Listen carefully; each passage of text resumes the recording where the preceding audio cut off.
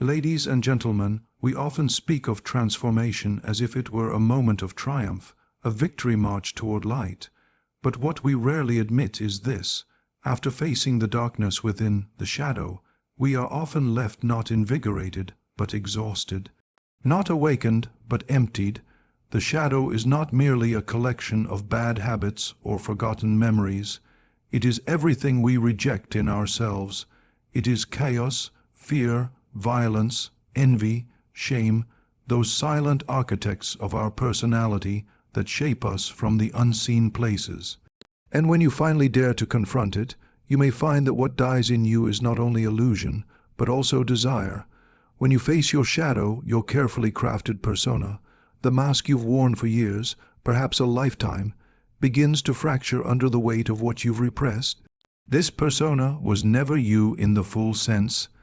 It was a strategy, a survival mechanism, a performance shaped to please others, gain approval, avoid punishment, or simply belong.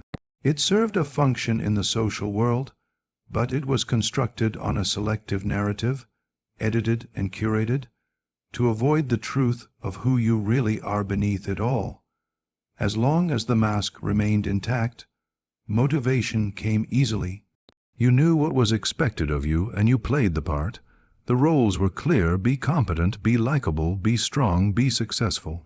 Society rewards the mask, and so long as you stay loyal to it, you are fed a steady stream of reinforcement that fuels your ambitions, your routines, your goals. But the moment you turn inward and truly begin to see the shadow, the repressed, chaotic, darker counterpart of the persona, something irreversible begins.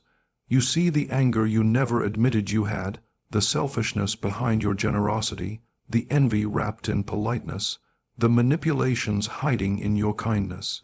You begin to realize that your persona was, in part, a lie, not because it was entirely false, but because it was only a fragment of the whole. And the moment this realization dawns, the scaffolding of your external motivation starts to collapse. You no longer feel the same hunger for accolades or achievements, because you see now that much of that hunger came from an inner void. You were trying to cover up the jobs you took pride in, the praise you once sought, the dreams you convinced yourself you had. They all become questionable. Were they truly yours, or were they attempts to secure love, to earn respect, to feel safe? Suddenly the ladder you were climbing seems to be leaning against the wrong wall. And even worse, you don't even feel the urgency to climb anymore. The fuel that once drove your ambition, fear of failure, desire for admiration, the intoxicating hit of superiority, all of it loses its charge. You begin to see through the game, and once you see it, you cannot unsee it. Your old sense of self starts to erode. Not in a dramatic explosion, but in subtle ways that accumulate like sand slipping through your fingers. You try to return to old routines, but they feel mechanical. You attempt to chase former goals, but they lack vitality. The enthusiasm that once gave your life color now seems like a distant memory. What you're experiencing is not laziness or burnout in the typical sense. It is a spiritual unraveling. Your psyche is refusing to invest energy into roles that no longer align with what you know to be true. And that truth is that the persona can no longer serve as the compass for your life. Even your relationships may shift. People who once admired you might now sense a change they cannot name.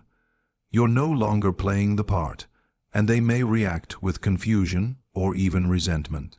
You're not performing the same emotional choreography, and it disrupts the unspoken contracts. The emptiness that follows can feel like isolation, but it's not the isolation of being unloved. It is the isolation of emerging from illusion. In that in-between space before something new is born, you are stripped of the external motivations that once animated you, but not yet graced with the inner motivations that come from wholeness. This is the hidden cost of shadow work. When you face what you are not, you also lose who you pretended to be. The mask dissolves, and along with it goes the map you once used to navigate the world. Without the mask, you no longer fit comfortably into roles, labels, or systems that were designed for fragments of you, not your totality. The persona is efficient, it is rewarded, and it is simple, but the self you are now beginning to discover, the self that includes both light and shadow, is none of those things. It is chaotic, contradictory, and profound. And in that complexity, the old motivations wither away, leaving space for something new that you cannot yet name, but are beginning, slowly, to sense. In the silence that follows the fall of the mask. To confront the shadow is to step into a space where everything you thought was solid begins to dissolve, and this dissolution doesn't happen with fire and noise, but with a quiet unraveling that spreads inward, like black ink diffusing through water. The identity that once guided your every thought and action begins to falter, not because it was completely false, but because it was partial, and partial truths cannot withstand the full weight of what the psyche reveals when the unconscious begins to emerge. This identity, rooted in roles, ambitions, routines, and beliefs, relied on a sense of linear purpose, the illusion that if you followed certain rules, you would become someone worthy, loved, complete. But when the shadow enters awareness, those rules shatter.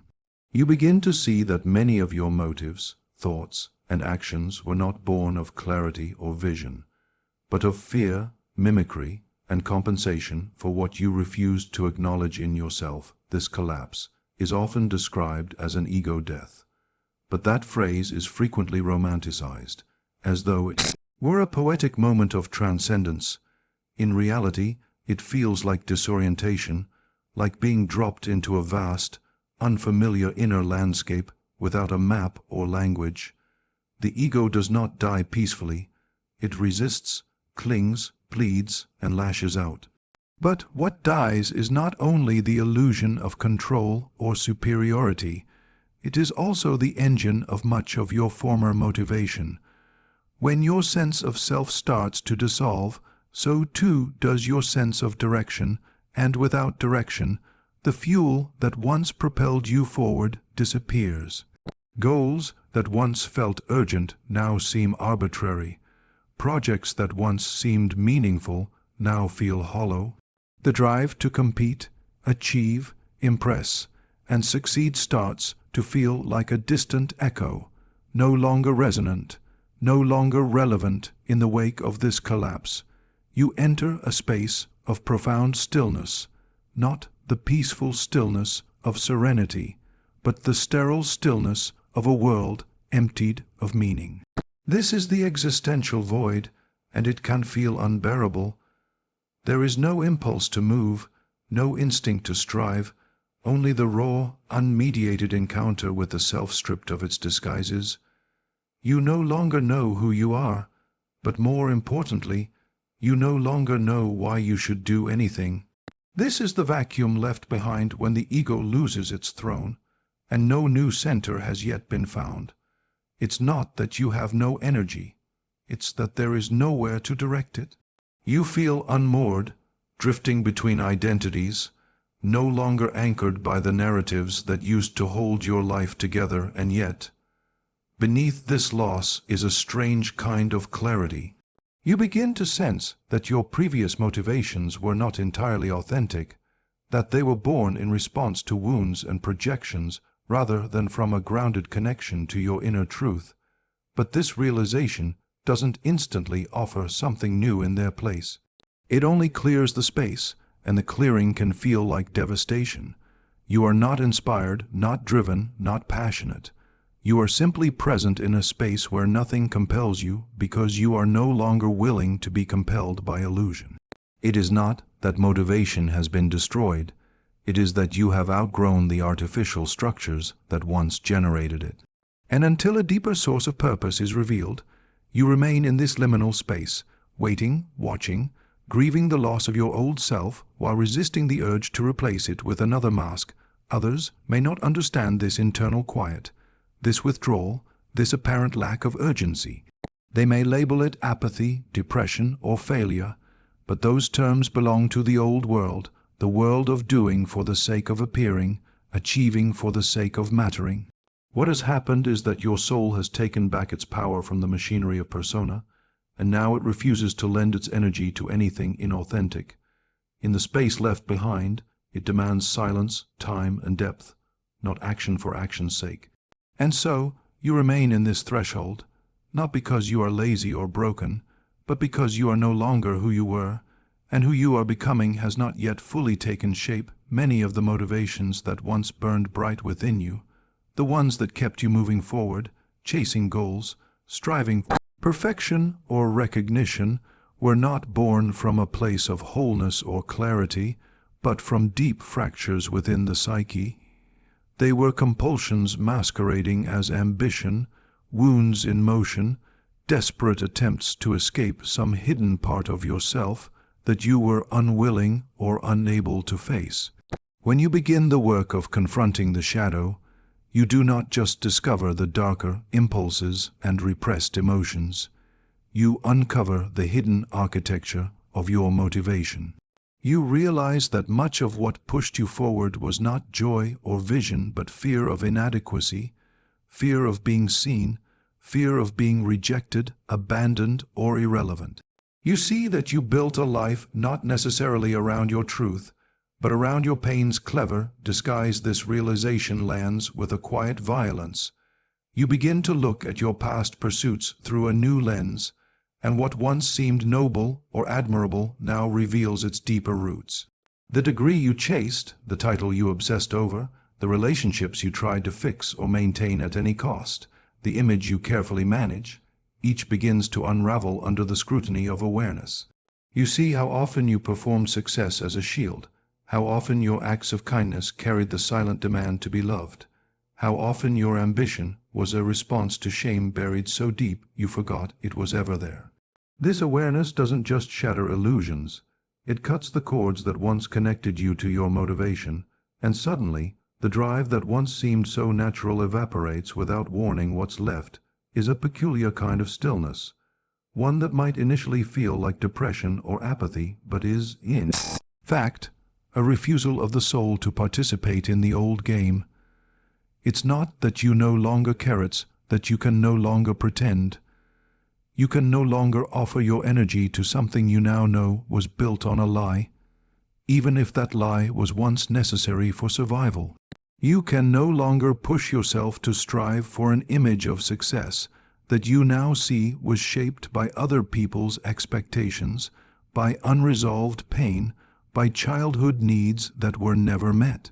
You become aware that the mask you wore to function in the world was animated by a shadow you were unwilling to name, and now that you've seen it, you cannot unknow it, cannot go back to letting it pull your strings. There is an unexpected grief that comes with this clarity, a mourning not only for the illusion, but also for the part of you that needed the illusion so badly.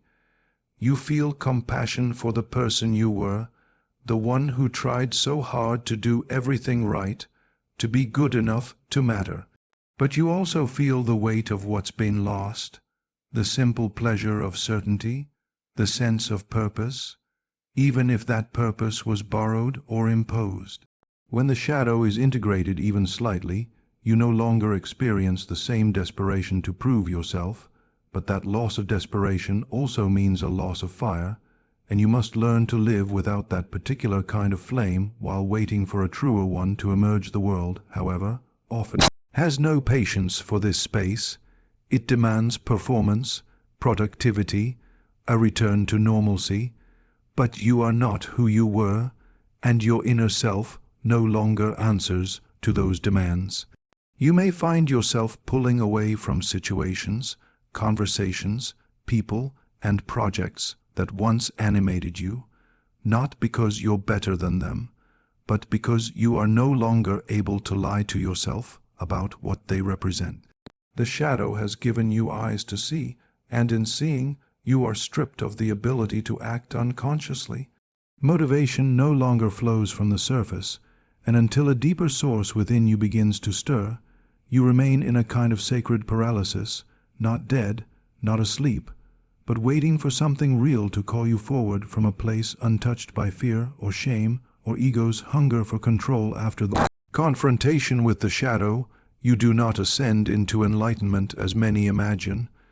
Instead, you descend into the unknown, into a psychic underworld that does not offer you clear answers or comforting light.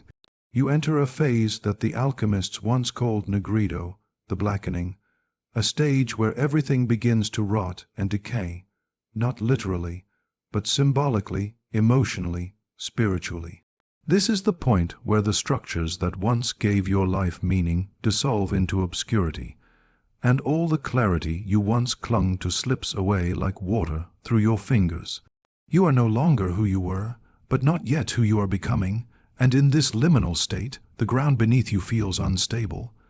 There are no road signs here, no guidebooks, no external validation to measure your progress. It is a kind of death, but one that keeps you breathing. You still go through the motions of life, feeding, speaking, working, but something inside you has gone quiet, and in that silence, you feel the weight of everything you used to be crashing down. This inner blackening is not a punishment, but a necessity. For transformation to occur, something must first decompose. Your old identity, your old ambitions, your old definitions of success and purpose, they all begin to break apart in this stage.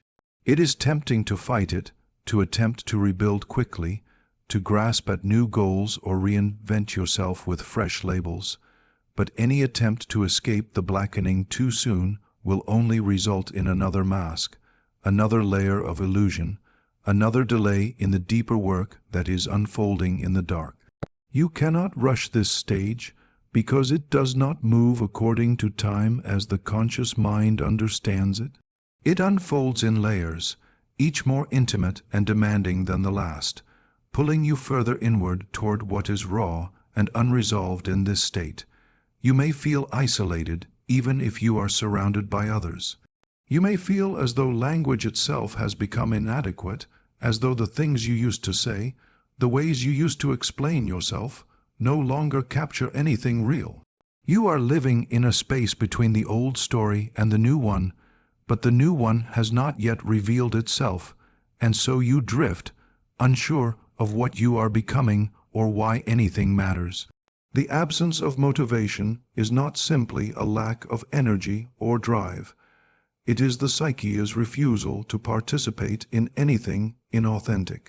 It is a spiritual mutiny against the patterns that once dictated your life, and until something genuine begins to stir from within, you are left in a state of necessary suspension. This is the underworld of the soul, a place feared and misunderstood by most, because it strips away everything that is performative, everything that is borrowed, everything that is untrue. You cannot perform your way out of it, cannot think your way around it, cannot pray your way above it. You must endure it, not as a victim, but as a participant in something ancient, something sacred. It is the symbolic winter of the self, where all that was green and blooming has withered, and nothing new has yet taken root. And though it feels like emptiness, what is actually happening is preparation. In the darkness, the soul begins to reorient itself, to listen not to the loud demands of the world, but to the faint whispers coming from deep within. These whispers are not commands or instructions. They are questions, images, symbols, dreams, subtle currents that move beneath the surface of ordinary awareness in this space. There is no certainty, no plan, no external compass. You are being stripped down to the essence of your being, where truth is not given but earned, where wisdom is not taught but encountered. This blackening is not failure, it is initiation. It is the descent that must occur before any true ascent is possible. And in that descent, motivation is not lost.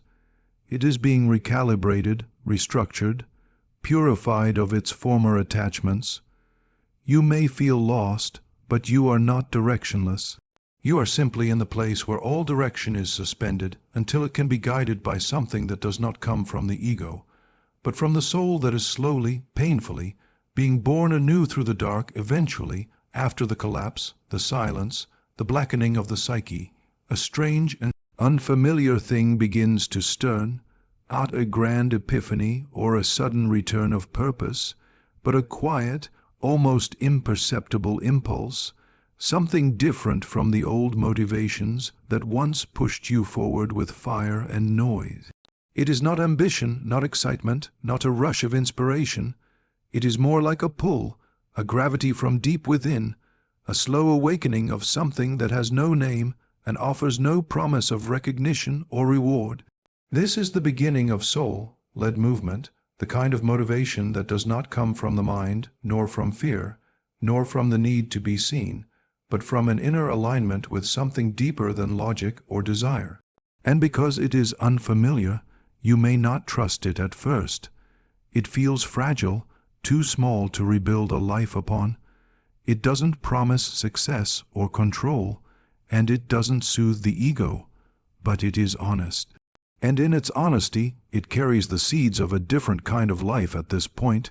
You no longer seek goals the way you once did, with timelines and metrics and public markers of progress. Instead, you begin to act from a place of response rather than reaction, intuition rather than strategy. You move not because you want to achieve something, but because not moving would mean betraying a truth that now lives inside you. The world may not understand this new way of living. You may not be able to articulate why you choose one path over another, why you let go of something that appears valuable, why you stay quiet when you once would have spoken, why you start something even when it doesn't guarantee an outcome. But you are no longer living for appearances, no longer driven by the hunger to be someone. You are becoming something more subtle, more integrated, more whole. And in this becoming, you learn that motivation is no longer a fire to be stoked, but a rhythm to be listened to. This new rhythm does not conform to external structures. It does not demand that you be productive, impressive, or relentless. It asks only that you be real. It does not pressure you to perform, but instead invites you to participate in the unfolding of your own soul, in the quiet movements of inner life, in the slow regeneration that comes not from pushing, but from allowing. And in this space, rest is not laziness, stillness is not stagnation, uncertainty is not failure. Everything becomes a kind of listening, a waiting for the deeper self to speak through the body, through dreams, through sudden clarity that arises not from thinking but from being. You begin to see that this motivation does not arrive with fanfare or a plan.